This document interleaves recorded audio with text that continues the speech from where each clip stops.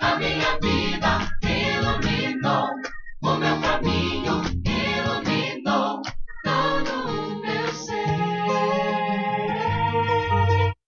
Para juntos começarmos um novo ciclo, tanto um ciclo anual, né, no calendário que nós temos, no nosso calendário, como também na nossa lição bíblica. Pois nós começamos hoje também uma nova lição. A lição ela é dividida em 4 trimestres e este é o primeiro trimestre do ano 2015.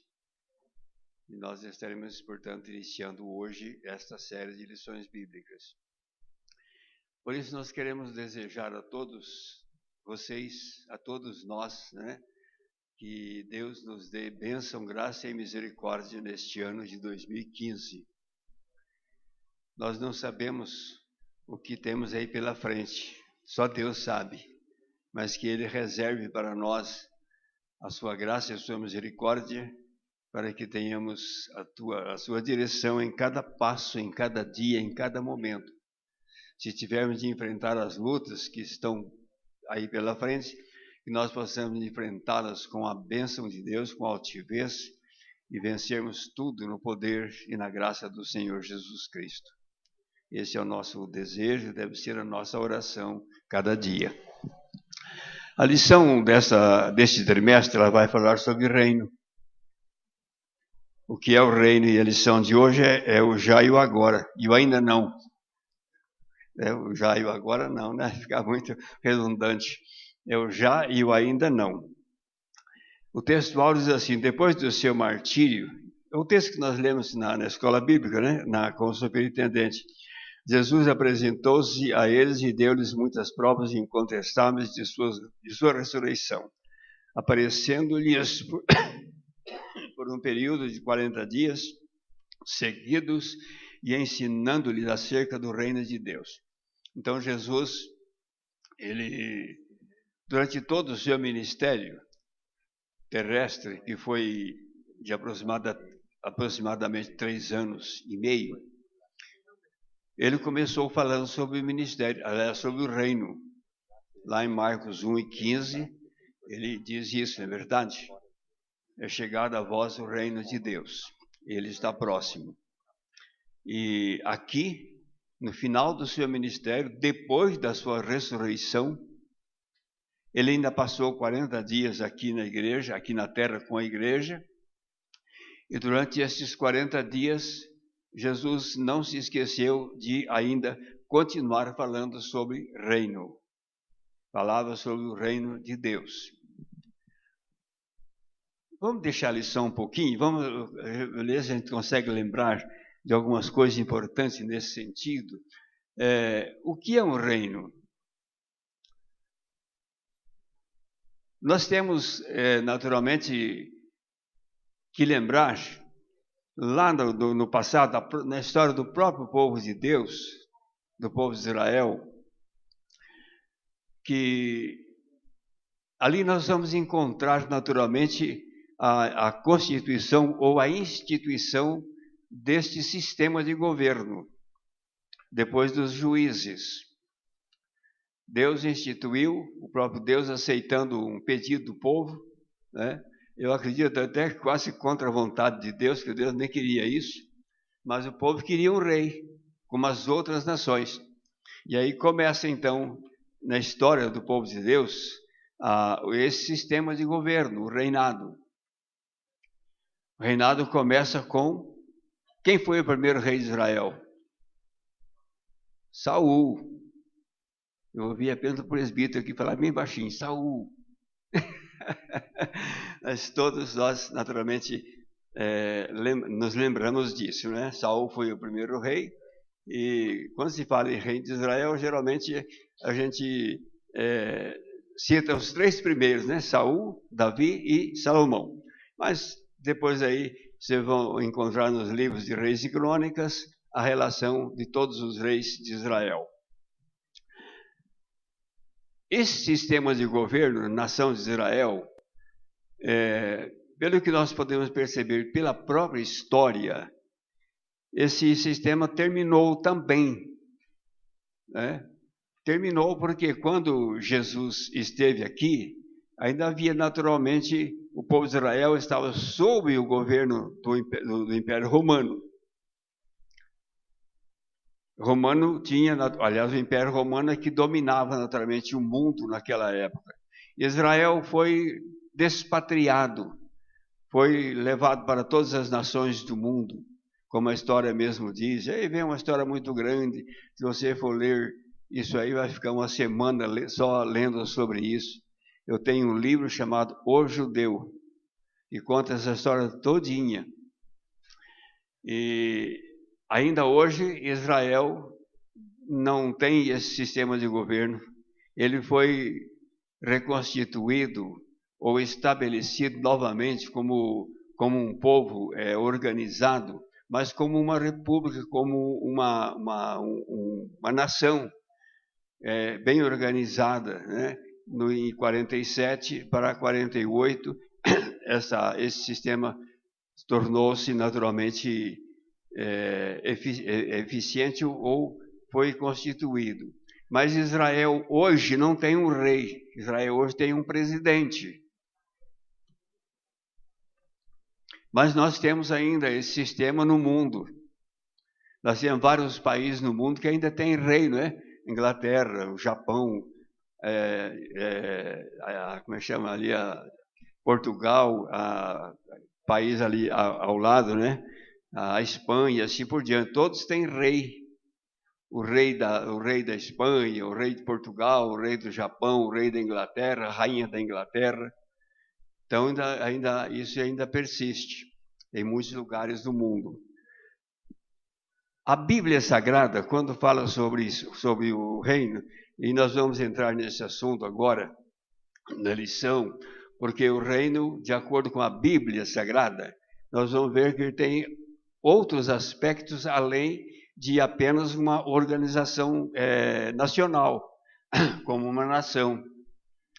Quando Jesus pregava o reino de Deus está próximo, ele não estava falando de uma nação, ele estava falando naturalmente do seu reino no sentido espiritual.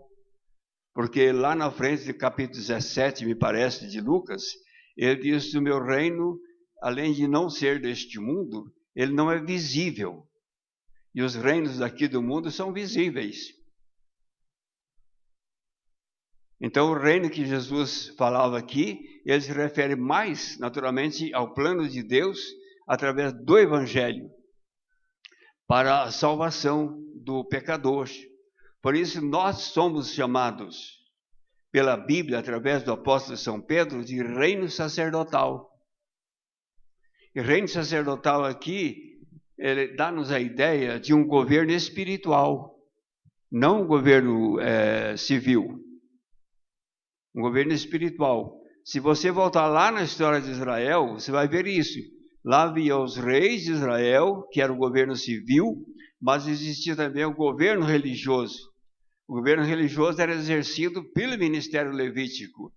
Então, as tribos de Israel, inclusive, entre as 12, havia uma que era chamada, podemos chamá-la de o governo espiritual da nação de Israel, onde estava, naturalmente, o ministério sacerdotal. Aquele era o governo espiritual de Israel. E nós somos um reino sacerdotal. Então, nós somos um reino espiritual. Esse reino espiritual é naturalmente o que prevalece nos nossos dias. Porque o reino no sentido físico, digamos, ele ainda está no porvir. Por isso o tema da lição é o já e o ainda não. Hoje nós temos esse reino espiritual que está entre nós. A tradução, parece que a tradução de Almeida, diz que ele está dentro de nós.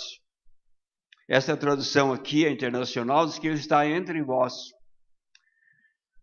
E o que é que está entre nós? É a palavra de Deus, o seu evangelho, que penetrou naturalmente em nossos corações. Por isso ele está dentro de nós. E ele está entre nós porque todos nós pregamos o evangelho. O evangelho é anunciado no mundo inteiro. Quantas e quantas denominações evangélicas estão pregando o evangelho no mundo todo? Há movimentos, organizações religiosas que têm a incumbência apenas de estar pregando o evangelho, especialmente lá naqueles países que é chamado de janela, como é que é? Janela 1040, lá na Índia, naquele extremo oriente, para aquele mundo para lá. Então o evangelho está sendo anunciado em todo o mundo. Este é o reino espiritual. É o reino de Deus que está sendo anunciado para todas as pessoas. E a partir do momento que uma pessoa aceita Cristo como seu Senhor e Salvador, ele entra no reino espiritual de Deus. Ele passa a pertencer a este reino sacerdotal. Ele passa a ser um participante deste reino espiritual na face da terra. É o que nós aprendemos naturalmente através da Escritura Sagrada. E este reino espiritual, ele está nos levando até chegar o dia quando os reinos deste mundo, porque como dissemos são muitos, capítulo 7 de Daniel, ele especifica tudo isso. Ele fala sobre os 4 reinos universais, a começar com Babilônia, e depois o último reino, que é o Império Romano. Ele seria dividido, e uma parte do Império Romano parece que é do Ocidente ou do Oriente, que terminou em 476, e a outra parte terminou mais tarde.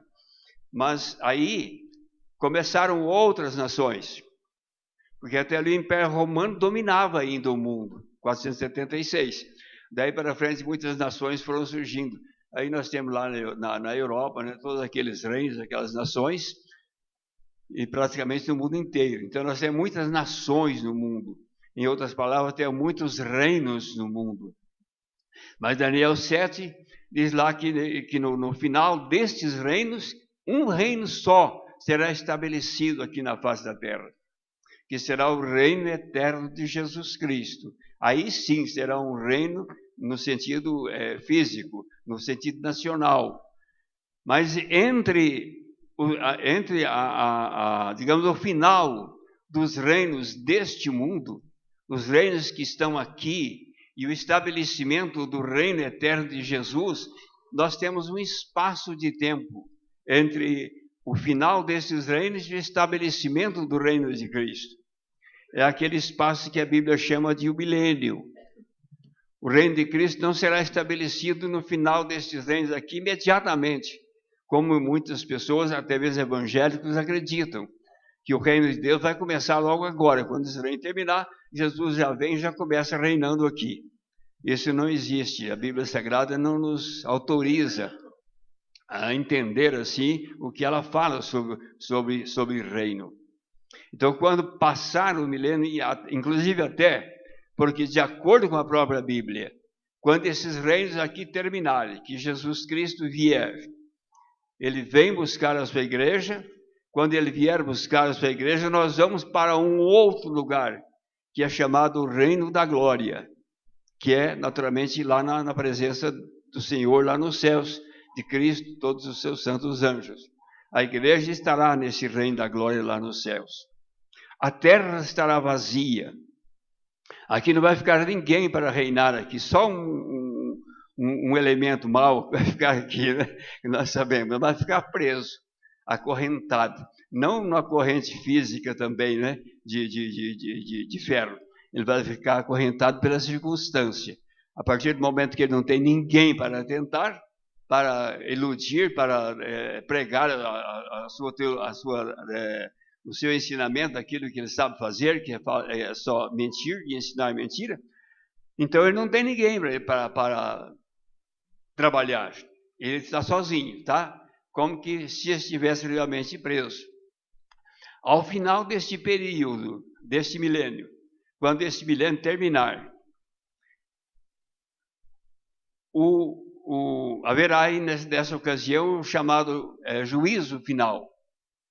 Entre a ressurreição dos ímpios, que é a segunda ressurreição, e a destruição final destes mesmos ímpios, haverá também um espaço aí e a Bíblia não diz qual é, nem quanto tempo vai durar. Eu acredito que vai ser uma coisa muito rápida, né? Tem pessoas que usam um texto lá de Isaías 65 para dizer que esse espaço vai mediar entre 80 e 100 anos. Mas o texto lá de Isaías não dá para entender exatamente isso, não. Não dá para a gente colocar aquele texto lá nesse período aí. Então vai ser um período aí que só Deus sabe e nós vamos ficar sabendo quando chegar lá. Mas aí quando passar esse período rápido, ligeiro, haverá o quê? O juízo final. Então aqueles ímpios que ressuscitaram e que participaram de todos os reinos aqui deste mundo, aí sim eles serão destruídos eternamente. Eles se farão, como diz Malaquias, como cinza debaixo da planta de vossos pés. A cidade santa será colocada então na terra. Ela estará naturalmente aqui, porque Satanás vai querer tomar a cidade. Quando todos os ímpios ressuscitam, aí ele vai ter a quem tentar. Ele vai ter digamos, o mercado dele, né, para trabalhar. Ele vai tentar tomar a cidade santa. Aí diz que desce fogo dos céus e ele é destruído com todos os seus anjos e todos os ímpios no fogo, na fornalha de fogo eterna. O fogo eterno. Note bem que eterno é o fogo, não o combustível. Muita gente toma o eterno aí achando que eles vão ficar queimando eternamente, né? Não existe nada que fique assim queimando eternamente. Sodoma e Gomorra foram destruídas com fogo, esse fogo eterno, mas vai lá para ver se tem alguém queimando lá em Sodoma e Gomorra. Não existe. Nem a cidade não existe mais, acho que é o Mar Morto lá, não é? Acho que é isso. Então, imagina os irmãos. A cidade santa sendo estabelecida aqui, aí começa o reino eterno de Jesus Cristo. Aí sim, esse reino que já é hoje espiritual e que está entre nós, que está dentro do nosso coração, agora ele vai se tornar um reino eterno, porque aí nós vamos ter um rei, nós vamos ter uma pessoa que nós vamos vê-la, nós vamos certamente conversar com ela, nós vamos conviver com ela, receber também naturalmente todas as suas instruções, tudo aquilo que ele tiver para o seu povo, que vai começar uma vida nova aqui agora, uma vida diferente dessa que nós levamos aqui. Essa que nós levamos aqui, nós herdamos de nosso pai Adão no pecado. Mas aquela que nós vamos começar a gozar dali, nós vamos herdar do nosso pai Deus, Jesus Cristo, nosso irmão mais velho. E ele é que vai reinar eternamente aqui, nesse reino eterno. Ele será esse rei. E não haverá mais um segundo reino. Só haverá o reino eterno de nosso Senhor Jesus Cristo. Em linhas gerais, nós temos aí essa maneira de nós podermos entender isso, não é verdade? E a lição, ela vai nos trazer naturalmente algumas instruções nesse mesmo sentido, para que possamos confirmar ainda melhor o que nós estamos dizendo. Então nós vamos para as nossas perguntas, para que os irmãos tenham a oportunidade de participarem de tudo isso que nós dissemos aqui. Se naquilo que eu disse, nessa introdução, há alguma coisa que os irmãos discordam ou não entenderam, podem perguntar, que a Bíblia responde. Não sou eu, não. A Bíblia responde. Então nós temos a primeira pergunta que diz assim, eu vou deixar as perguntas, a resposta, àquele irmão que desejar falar sobre o assunto. Os textos de Marcos 1, 14 e 15 e Atos 23 tratam de eventos relacionados ao início e ao fim do ministério de Jesus. De acordo com ambos, qual era o tema principal da mensagem do Mestre? Qual era? Vamos lá. Ninguém se lembra?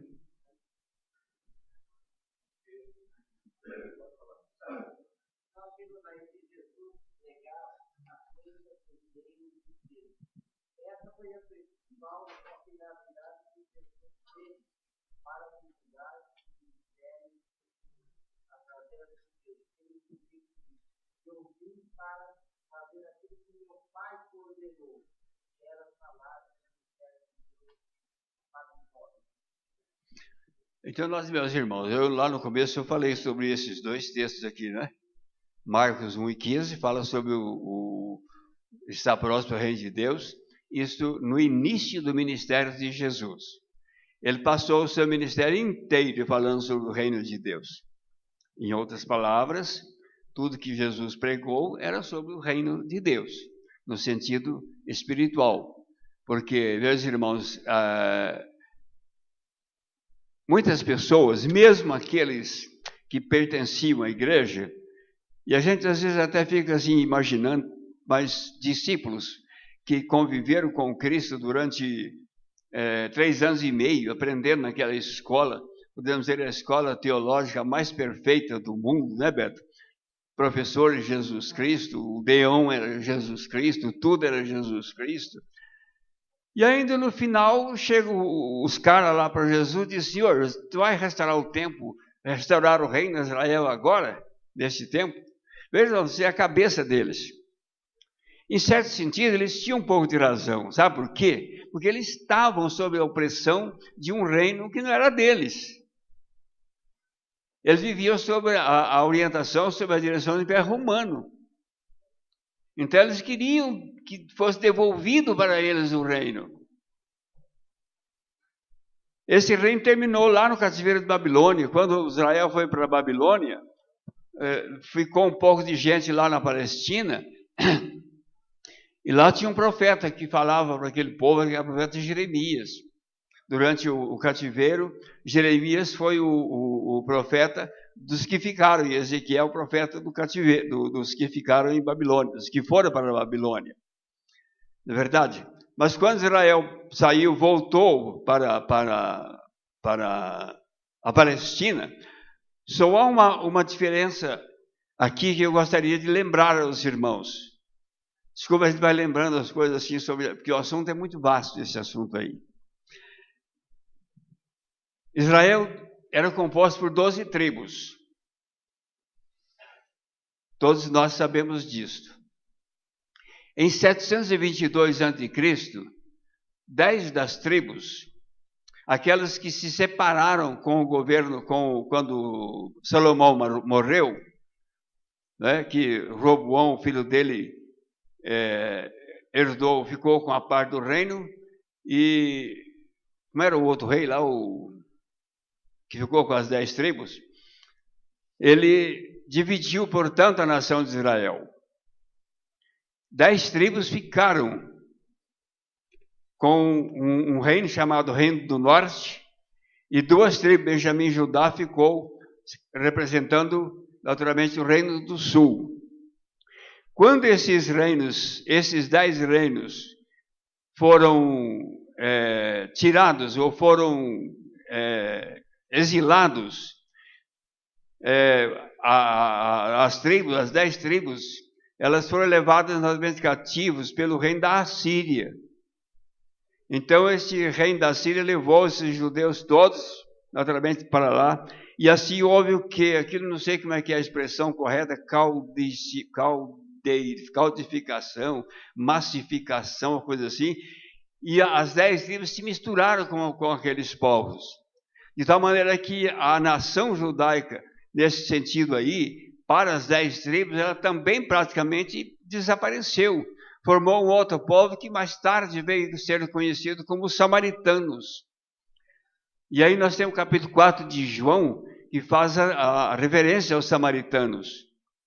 E os judeus verdadeiros, porque nós tivemos esses judeus das 10 tribos, porque eles ficaram naquela massificação, se misturaram com as nações, não houve regresso dessas gentes para a terra da Palestina.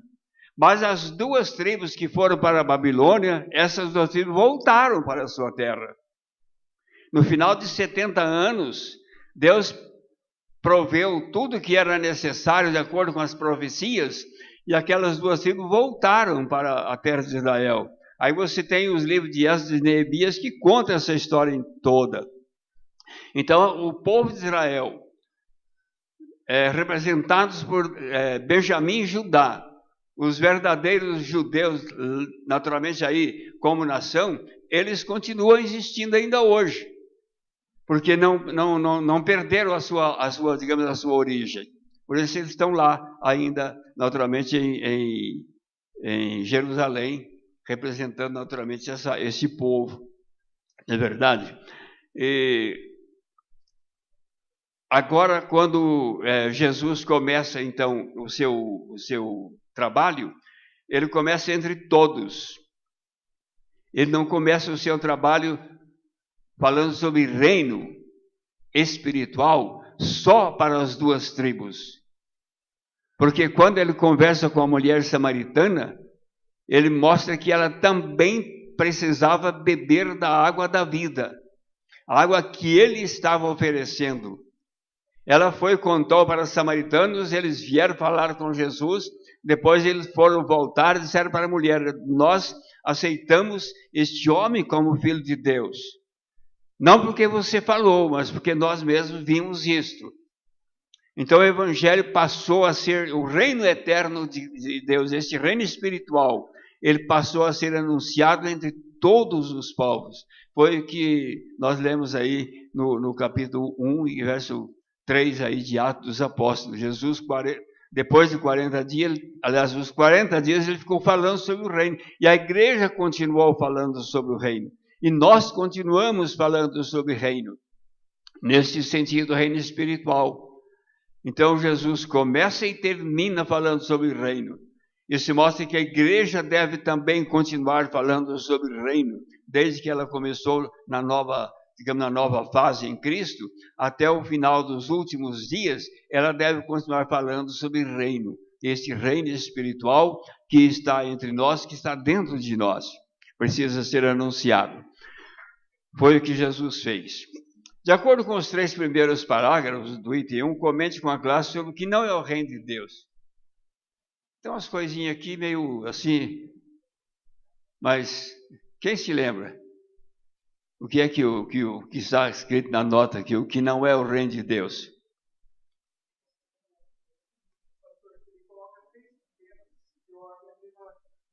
Ele cita 3 temas que não é reino de Deus. Eu colocaria um quarto. Eu começaria falando que o reino de Deus não é aquela visão de reino que a gente tem de terra, território. Primeira coisa, se a gente pensar como reino, como a gente vê as coisas, o reino de tal lugar, o reino de tal lugar como terra, território, a gente já está errado. O reino de Deus não é um espaço físico. E aí a ideia é de reinado. Tá? E o reino de Deus não seria o quê? A existência do céu e da existência futura. Porque senão, hoje a gente não teria nada. Só esperaria acontecer.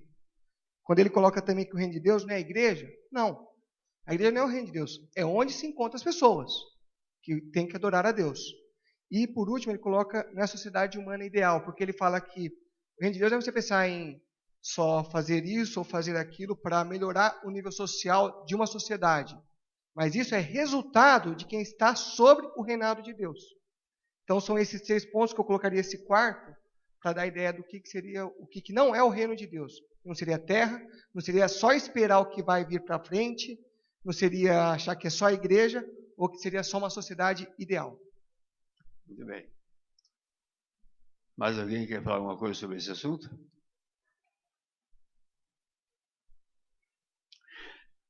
Tem uma das definições aí que é exatamente de um dos maiores teólogos, lá do 4º século, que é Agostinho. Ele está citado aí, não está? Agostinho diz que o reino de Deus não é a igreja. E eu não sei porque, eu comecei a pensar de ontem para hoje, e falei, mas será que é? Eu penso comigo o seguinte, eu vou discordar um pouco de Agostinho, no seguinte aspecto. A igreja de Deus na terra, ela é representada por pessoas. Um reino só é reino se tiver quem? Pessoas. Não pode existir um rei sem que haja súditos para ele reinar sobre eles. Jesus reina sobre nós espiritualmente, porque o reino de Deus é eterno. O reino dura de geração em geração. Então a igreja está aqui na terra. Agora, o que eu entendo, não sei se Agostinho pensou nisso, é o seguinte: nós não podemos dizer que a igreja, como organização religiosa, assim, que represente o reino, mas a igreja que nós podemos chamá-la de igreja invisível, essa que só Deus sabe quem é, porque existem muitas igrejas evangélicas no mundo hoje, não é verdade? E dentro delas nós podemos saber que existem muitos crentes que estão procurando aquilo, da maneira como eles entendem, fazer melhor o que eles podem fazer para cumprir a vontade de Deus. Daí a razão porque nós não podemos dizer só a igreja fulana de tal é que é salvo. Já houve um tempo aí quando algumas igrejas pregavam isso. Se você não pertencer a essa igreja, uma ocasião um camarada me disse lá em São Paulo, eu discutia muito lá no centro da cidade, todo sábado à noite a gente fazia culto, então no final do culto a gente discutia muito lá. E um dia um membro da Congregação Cristã do Brasil, eu comecei a conversar com ele, quando ele deu uma apertada nele, ele ficou nervoso, e disse: se você quiser ser salvo, eu era bem jovem ainda, né? Se você quiser ser salvo, você tem que ir para uma igreja que se chama Congregação Cristã do Brasil. Eu falei: rapaz, nessa igreja você vai para o inferno, não vai para o céu, não. Eu não eu dava a resposta logo em seguida, assim, para o camarada. Então, outras igrejas também têm a mesma, até hoje ainda tem igrejas assim que pensam dessa maneira. Mas os salvos de Deus estão nas igrejas, porque eles receberam o Evangelho, receberam a palavra de Deus. Tem naturalmente essa fé no Senhor Jesus, não é verdade? Quantas pessoas que estão aí, que não têm, às vezes, o conhecimento doutrinário que nós temos, mas a pessoa é uma pessoa crente, fiel naquilo que ela sabe, ela procura fazer tudo corretamente para agradar ao Senhor. Eu me lembro de uma historiazinha que eu li uma ocasião, não é história não, isso aconteceu. Numa aldeia, num lugar rural, morava uma família, e essa família pertencia a uma igreja, dessas igrejas tradicionais. Parece-me que, se não me engano, era a igreja metodista. A gente cita o nome assim porque não vai denegrir a imagem de ninguém. E uma criança estava doente nessa casa. E a irmã, a dona da casa, a mãe da criança, ela comunicou ao pastor da igreja que a criança estava doente, mas ela não recebeu, morava meio distante. O pastor acho que descuidou um pouco e não foi lá, assim, logo para visitar a criança, nem para tomar alguma providência médica com a criança, nada disso. Mas passou por lá nesse íntere um crente de uma igreja pentecostal, um crente que tinha fé em Deus que Jesus podia curar a enfermidade. Aí esse irmão orou pela criança e a criança sarou. Logo em seguida a criança ficou perfeita, sarou quase igual a sogra de Pedro, que estava doente. Jesus orou, ela foi fazer café para a turma toda que estava aí na casa, né? Fazer café é por minha conta, tá? E a criança sarou completamente. Aí logo em seguida o pastor chegou, uma semana depois, ou 15 dias depois, o pastor chegou, foi lá. Aí a irmã disse: olha, pastor, a minha criança, meu filho agora está bem, graças a Deus, ele sarou. A senhora deu algum remédio para ele? Não. Passou por aqui um irmão, um crente, de uma igreja pentecostal, e esse irmão orou a Deus com muita fé, orou, quando ele foi embora, logo em seguida, a minha criança estava completamente curada. Aí o pastor, aquele colarinho clerical, a coisa toda, ele leu algum texto na Bíblia? Leu, pastor, ele leu Marcos capítulo 16, ele leu lá naquele texto que diz: e porão as mãos sobre os enfermos e os curarão. Irmã, Marcos capítulo 16, do verso 9 em diante, ele não consta do original da Bíblia Sagrada. A irmã diz: pastor, se ele não consta do original e teve um efeito tão poderoso assim, imagina se ele constasse. Então, meus irmãos, tem pessoas que estão com a Bíblia Sagrada na mão, mas parece que não creem naquilo que está ali, não é verdade? Então, por isso que eu disse, Deus tem os seus fiéis na terra, a igreja chamada invisível, está aí pregando o reino de Deus, e essa igreja é o reino sacerdotal do Senhor, sem dúvida nenhuma. Vamos para frente, porque o nosso tempo está avançando lá, né? Aqui no Salmo 103, 19, no 145, 11 e 15, Lucas 19, 12, os 3 últimos parágrafos do item 1, e comente com a classe sobre o significado da expressão reino de Deus. Vamos lá.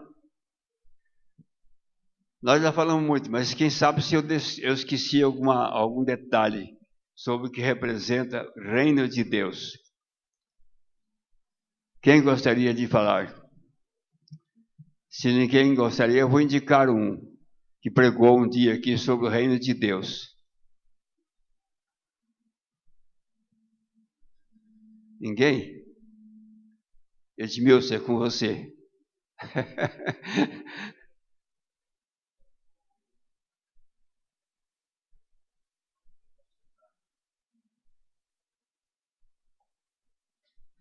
O reino de Deus, sobre o que ele significa, a introdução que o meu pai fez, ela já fala bastante.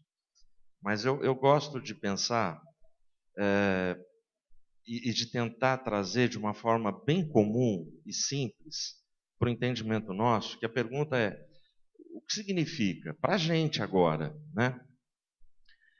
Por exemplo, sempre, as primeiras vezes que eu fui no Rio de Janeiro, tem cariocas aqui, não tem? Mas a Sirlene é carioca, certo, Sirlene? Tem a Sirlene. Carioca. Existe uma mania lá no Rio de Janeiro, e eu dancei muito quando eu cheguei a primeira vez, que a gente vai dar um beijinho no rosto, e aqui a gente tem a mania, o nosso costume cultural é dar um beijo no rosto, não é isso? A gente dá um beijo e sai. Mas o carioca dá 2. E eu cansei de tomar bochechada lá. Porque quando eu estava saindo, a pessoa estava voltando para dar outro beijo. E eu falava, caramba, o que está acontecendo aqui? Até que alguém me explicou, não, aqui no Rio de Janeiro, o costume é dar 2 beijinhos. E toda vez que a gente vai para o Rio de Janeiro, a gente lembra, 2 beijinhos, não vai deixar a pessoa de jão, né, na pista, e seja educado, dá os 2 beijos. Estou falando do Rio de Janeiro, mas quem aqui já viajou para o exterior, qual é a preocupação? Como é que eu vou falar? Aí brasileiro vai para os Estados Unidos, tem que aprender pelo menos a falar I don't speak English, eu não falo inglês, né? É o mínimo que a gente precisa saber falar. Ou seja, para cada região, a gente quer saber como eu tenho que me comportar naquela região.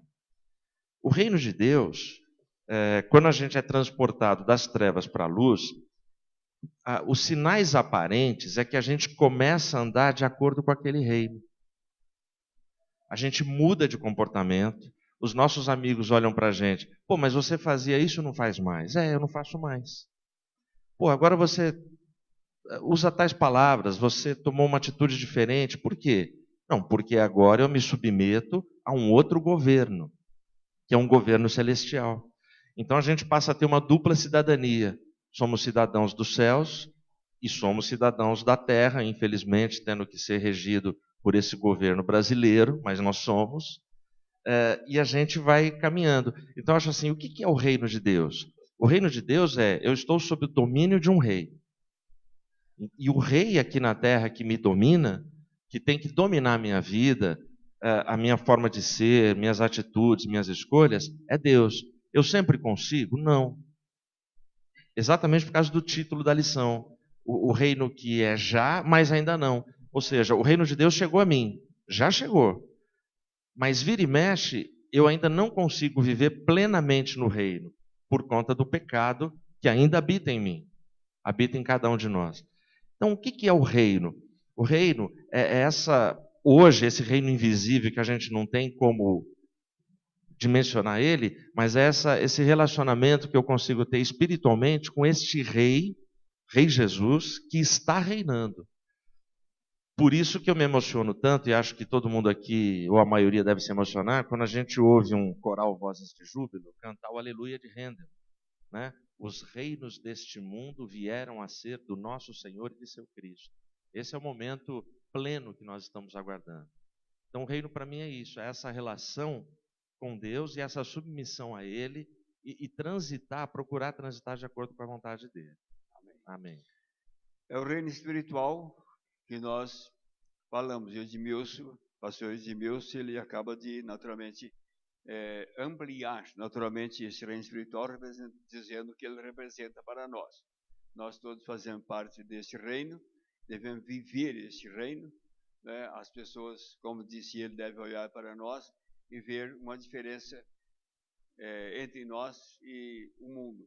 Eu sempre digo, algumas vezes eu falei isso, acho que até em pregação, você andando pela rua, você percebe, quando você olha para a face das pessoas, a pessoa que tem um comportamento diferente. Dá para você perceber que aquela pessoa deve ser evangélica, deve ser crente. É diferente. E você vê muita gente na rua aí falando sozinha. Hoje em dia é comum por causa do celular, né?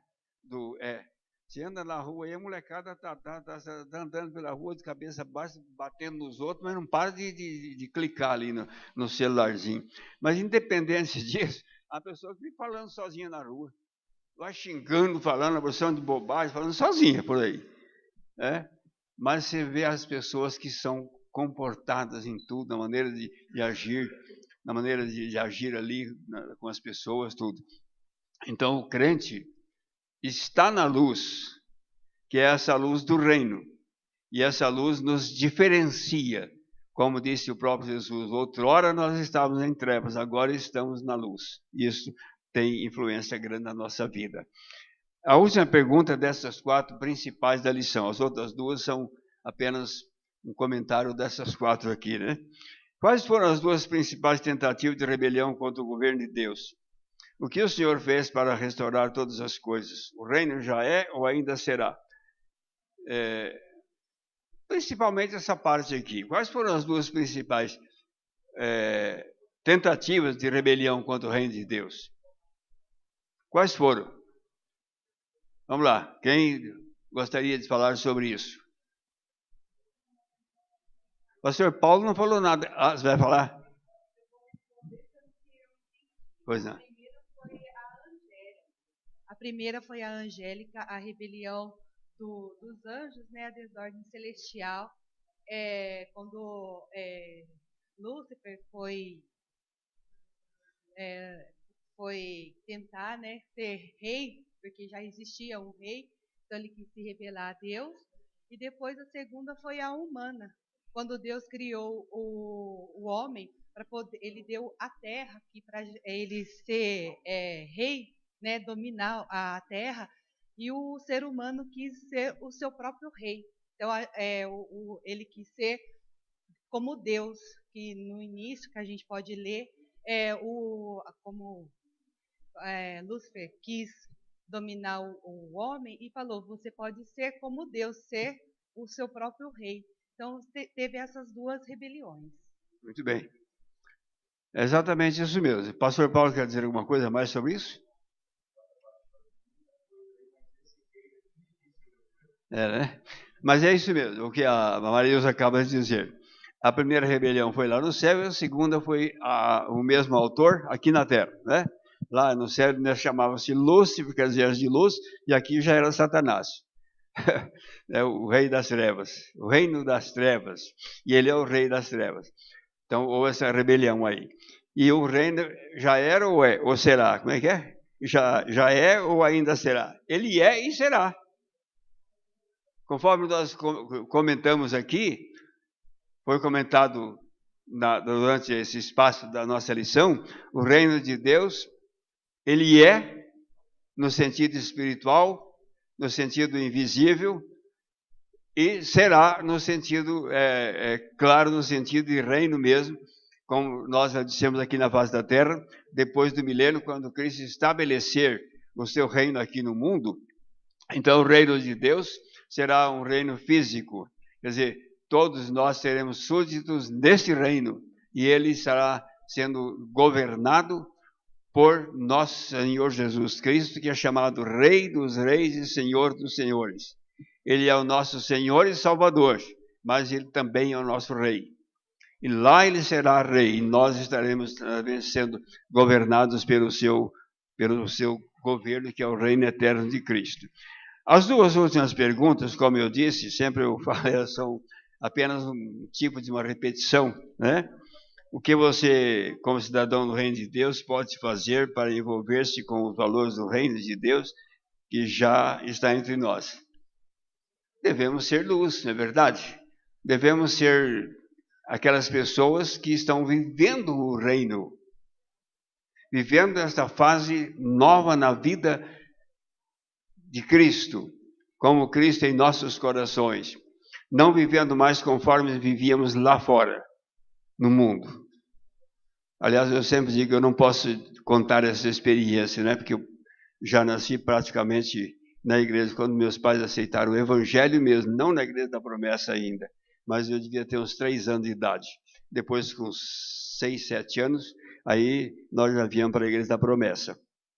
Então, o reino de Deus está entre nós e nós devemos vivê-lo de tal maneira que possamos nos candidatar, não apenas a este reino espiritual aqui, mas candidatarmos-nos para o reino eterno de Cristo lá nos céus. Então, o reino eterno de Cristo, que será estabelecido aqui, nós já vivemos esse reino aqui no sentido espiritual, através do evangelho colocado em nossos corações e sobre o governo de Deus, conforme o pastor Edmilson ainda lembrou novamente.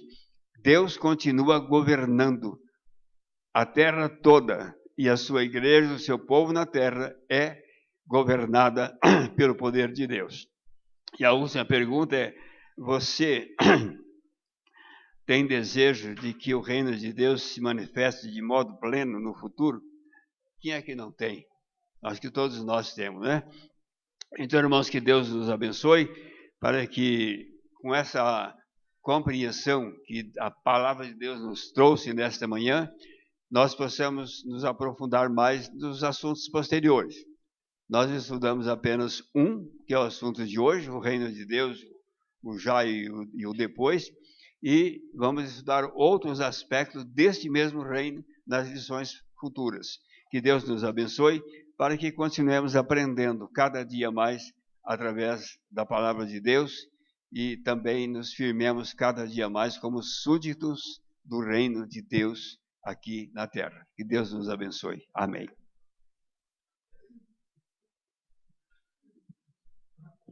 Mais uma vez agradeço ao pastor Genésio. E neste momento abro a oportunidade para agradecimentos, votos e aniversários.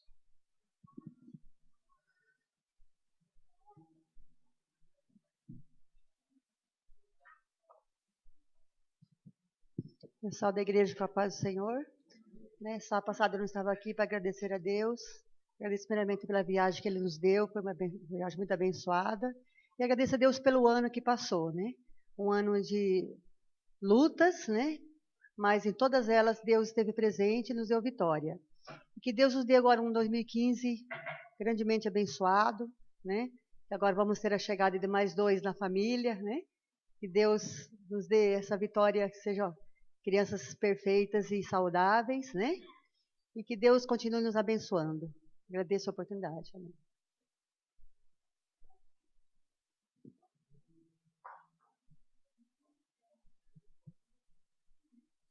Aproveitando o embalo da Leia, também faço agradecimento. O ano passado a gente conseguiu conquistar nosso imóvel, graças a Deus. E também um agradecimento e um pedido. Agradeço pela vida da Vanessa e tem um bebê aí a caminho. E já faço um pedido para também os irmãos continuem orando pela saúde, enfim, dela também e da Jéssica, que estão grávidas. Não havendo mais ninguém, convido a igreja a cantar o hino de número 188.